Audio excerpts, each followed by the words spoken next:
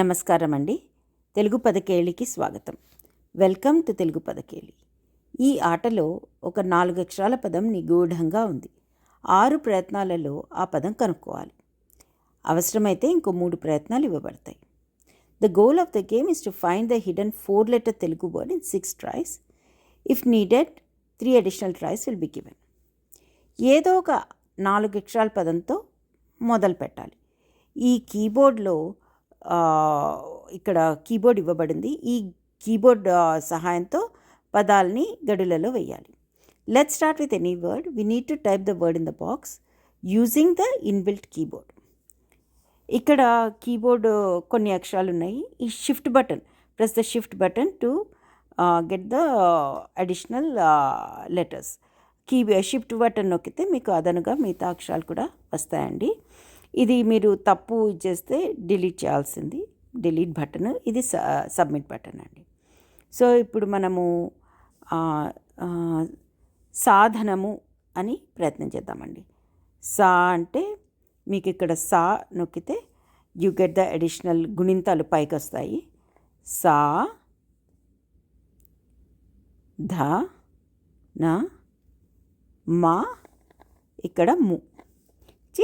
Press the submit button. Submit button నొక్కండి. ఇక్కడ మనకి రెండు అది సరైనది అని చెప్తుంది. కానీ అసలు ఏమిటి అనేది let us go down and look at the instructions. So ఒకటి గ్రీన్ అండి, ఒకటి yellow with a red band. So ఈ కింద ఇక్కడ ఉన్నాయి. గ్రీన్ అంటే పూర్తిగా సరైన అక్షరం, అంటే the location is correct and the letter, the గుణింతము, ఒత్తు అన్నీ కూడా కరెక్ట్ అండి. yellow అనగానే ఇక్కడ yellow విత్ రెడ్ రిబ్బన్ ఉందండి. అంటే అక్షరము గడి సరైనవే, గుణింతం తప్పు. So the location and the letter are correct but the గుణింతం ఇస్ ఇన్కరెక్ట్. పైకి వెళ్దాము.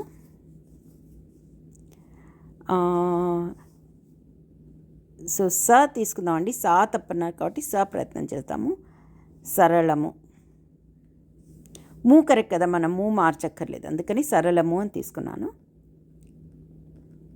ఇక్కడ రా నీలం రంగు వచ్చింది, కింద పర్పుల్ రిబ్బన్ వచ్చింది.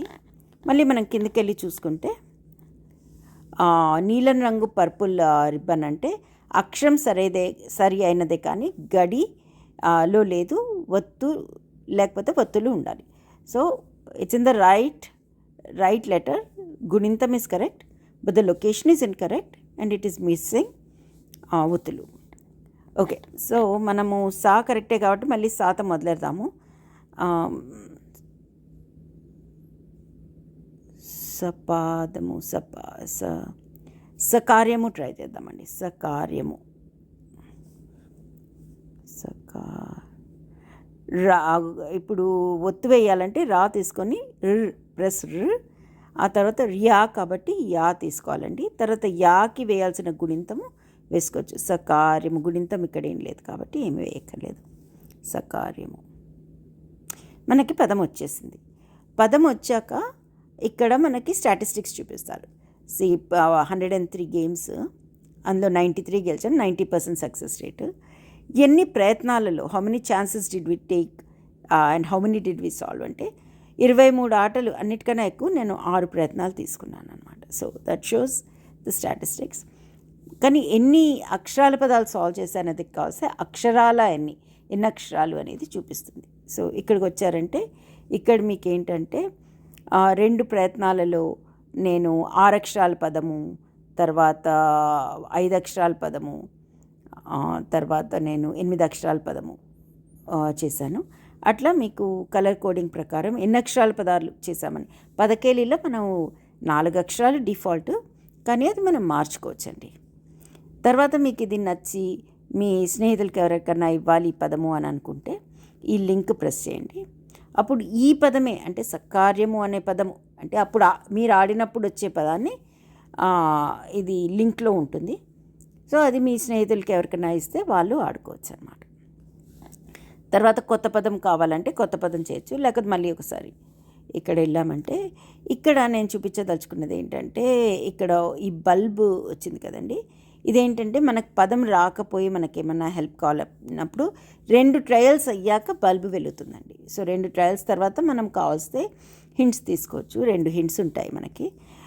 ఒక హింట్ తీసుకున్న ఒక్కొక్క హింట్కి ఒక అక్షరము మీకు బయటపడుతుందన్నమాట సరళం చేయడానికి. ఇప్పుడు డిజేబుల్ అయింది ఎందుకంటే మనం సాల్వ్ చేసేసాం కాబట్టి. లేకపోతే ఇక్కడ ఒక లాక్ బటన్ ఉంది. The lock button will unlock the word. So if we want the answer, we don't want to play anymore, we want the answer, press the lock button. Refresh button కొత్త పదం కావాలన్నప్పుడు refresh button తీసుకుంటామండి. So ఇప్పుడు తీసుకుంటే next game are ఇందాక మనం link copy చేసాం కదా, ఆ లింక్ పేస్ట్ చేసామనుకోండి మీ స్నేహితులకి ఇలా వస్తుంది, వాళ్ళు అదే పదం వాడచ్చు అన్నమాట.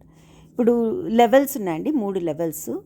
ఇప్పుడు గుణింతాలు మాత్రమే సులభమైతే, మధ్యమం అంటే గుణింతాలు వత్తులు ఉంటాయి, సంశ్లేషాక్షరాలు అన్నీ అన్నప్పుడు వస్తాయి. ఇక్కడ చెప్పాను కదా 2 అక్షరాల నుంచి 9 అక్షరాల పదాల వరకు ఆడొచ్చు. ఇక్కడ ఎలా ఆడాలి అనేది కలర్ కోడింగ్, తర్వాత కీబోర్డ్ ఎలా వాడాలి అనేది కూడా ఇక్కడ ఇచ్చారు. మాకు ఇవ్వదలిచిన సూచనలు కానీ సలహాలు కానీ ఏదైనా బగ్స్ కానీ ఉంటే ఈ సూచనలు సలహాలు ఇస్తే అది మాకు ఈమెయిల్ వస్తుందండి, మీరు ఈమెయిల్ పంపించవచ్చు. ధన్యవాదాలండి.